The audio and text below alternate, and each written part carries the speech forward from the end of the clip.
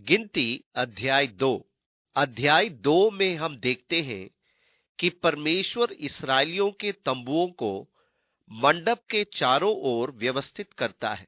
इस्राएली मिलाप वाले तंबू के चारों ओर और उसके सामने अपने अपने झंडे और अपने अपने पितरों के घराने के निशान के समीप अपने डेरे खड़े करें। गिनती 2 इतनी बड़ी संख्या के लोगों को जंगल में चलते देखना बड़ा रोचक लगता है।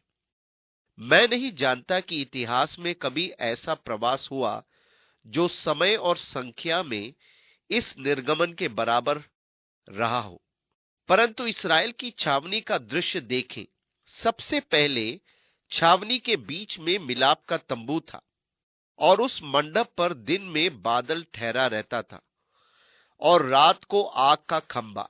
ये अति महत्वपूर्ण है कि मंडप छावनी के मध्य में लगाया गया, क्योंकि परमेश्वर उनके मध्य में रहना चाहता था, ताकि इस्राएल में हर मनुष्य जब सुबह उठे और अपने तंबू से बाहर निकले, तब छावनी के मध्य मंडप पर ठहरे हुए बादल को देखे और उसे अपने मध्य परमेश्वर की उपस्थिति का बोध हो।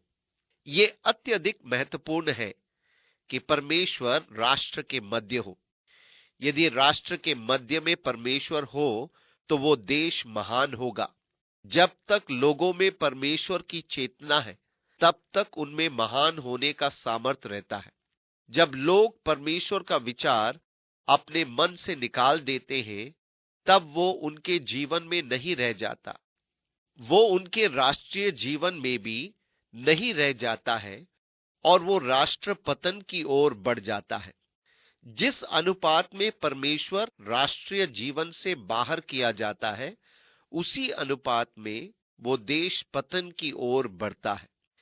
इस्राएल के डेरे के मध्य में मंडप था और पूरी छावनी मंडप के चारों ओर बसी थी। वो उनके राष्ट्र के अस्तित्व का केंद्र था। वो उनके राष्ट्रीय जीवन का केंद्र था। कैसा सुंदर स्थान था वो। इस तरह अध्याय 2 में हम पाते हैं कि उन्होंने सब गोत्रों को मंडप के चारों ओर स्थापित किया।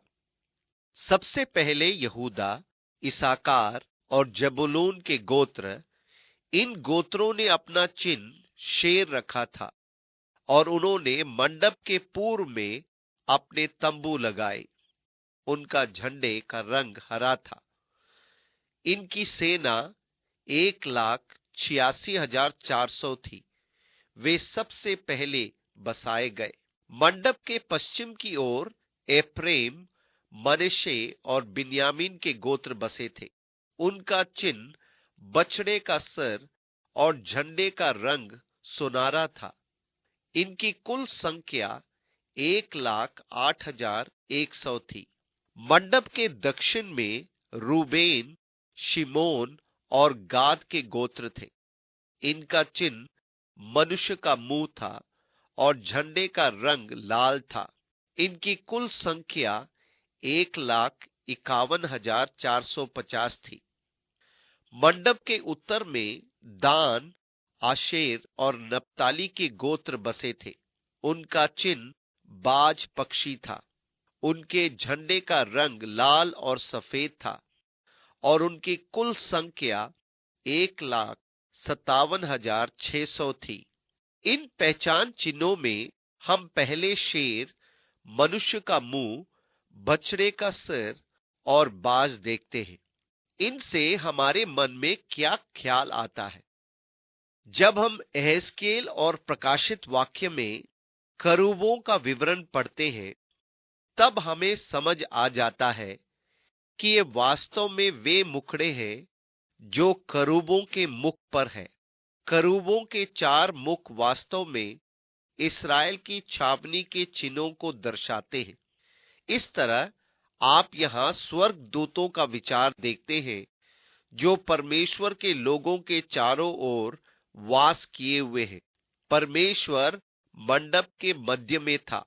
वो परमेश्वर से मिलने का स्थान था, परंतु परमेश्वर के लोगों का चारों ओर वास करना हमें स्मरण कराता है कि करूब परमेश्वर के स्वर्गदूत धर्मियों के चारों ओर वास करते हैं। उनके झंडे और चिन्ह उनके धार्मिक स्वभाव की याद दिलाता था।